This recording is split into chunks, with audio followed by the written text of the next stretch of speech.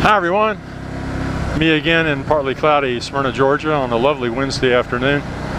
Unfortunately, I've got some bad news to share with you. There's a mnemonic that helps people identify if they're having a stroke or not, and it's called FAST, and each letter stands for something. The F stands for facial sagging, the A stands for arm weakness, the S stands for slurring speech, and the T means time to call 911. Well, when it comes to motorcycles, that doesn't really work. But there is one that does work for motorcycles, and it would be slow. And the S stands for sputtering, engine misfire.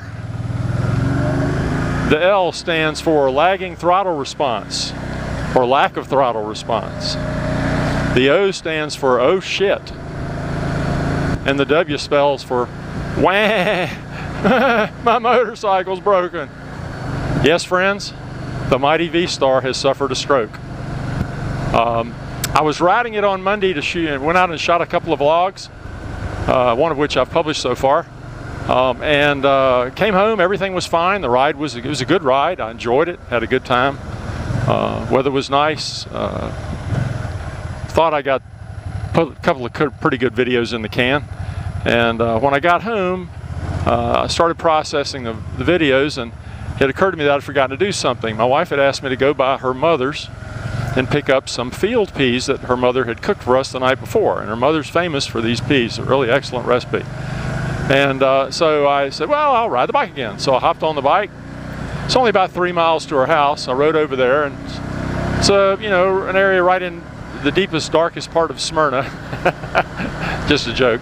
But it is like 25 miles an hour. So I'm riding around in first gear, and you know how when you're in first gear, you really notice things. And I got over to her house, and something was nagging at me. I didn't know what it was, but I just said, well, something doesn't feel quite right, but everything's okay, I guess. Maybe just because I'm riding around in first gear. So I go in and get the peas, put them in my saddlebag, come back out, fire up the VStar, sputter, pop, bang, bang, pop, pop, bang, sputter, full power, no power, full power, half power. The throttle response is just all over the place, and I'm going, what the hell is going on here? And so I said, well, I'm only 3 miles from the house. If I can get it home, maybe I can figure out what's going on with it. And so I had to rev it up quite a bit, but I got it going and rode it. Couldn't hear anything mechanical. It wasn't like something had broken inside the motor or anything that I could tell. I mean, it turned over easy. It started right up. There was no mechanical sounds. And so I said, well, I'll try to get it home. So I rode it home basically on one cylinder. It was like it had a stroke. It was like one side of the motor had just died or just gone numb. And so I'm riding home. I'm thinking, well, what the hell can it be? And I'm thinking stroke. I'm thinking, well, is the fuel injector leaking, or is it clogged? Is the spark plug got a foul? Is it spark plug fouled? Like a blood vessel would be, or like in someone who has a stroke, do they have a bleed or do they have a clot? I'm thinking, thinking along those lines. Well, what could it possibly be? Could it be bad fuel? Could it be, the blood poisoning? Like fuel poisoning, water, something like that in there might do that. Or could it be an electrical problem? Could it be an actual electrical defect, like you might have with a heart attack, or even a stroke, just a short circuit? And I just don't know. And I got it home, and I checked it out. I pulled a sample of fuel. Fuel looked perfect. There was no water in it. I fired it up again, still running on just one, and the second one would come in and out every now and then, just for a second. You'd go full power, boom, go up to its regular idle, then it would drop back to that one cylinder lope. And I'm going, I don't know what is going on here. Can't figure it out. So unfortunately, this is on a Monday. Unfortunately, my dealer close by is closed on Monday, so I loaded up in the trailer and took it in Tuesday morning, and he said, well, we'll be glad to look at it for you. There are a lot of people in front of you. It might be the end of the week or even the first of next week before we can actually get to it. So the poor VStar is at the motorcycle hospital right now, waiting for a specialist to do an EKG or whatever they do to the electrical system. They're going to plug it up to their analyzer and see if they can find a heartbeat, or see if they can find out where the bleed or the clot is. And hopefully it won't be anything bad. But you know, she's an old girl. She's 11 years old now. I've put about 45,000 miles on it, and you know, it's never laid down on me before. It's never given me any problems at all to speak of, other than a exploded sprocket, and even then it got me home without any problem.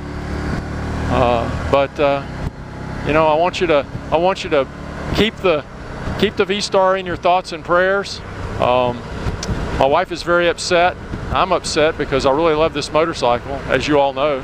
My wife is upset because the first thing I did when I got home from dropping it off was get online and start looking at new motorcycles. I know that's bad of me. That's like, you know, I told her, honey, I said, honey, look at it this way. If you ever break your leg, you know that I'll just abandon you in the hospital and go find another woman.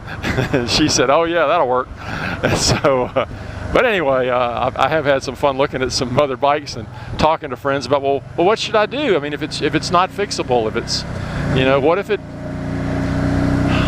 you know, maybe it burned a piston or something like that. You know, maybe a valve stuck, or you know, something that's going to require thousands of dollars worth of work. And really, the old girl, except for sentimental value, she doesn't really have that much monetary value anymore.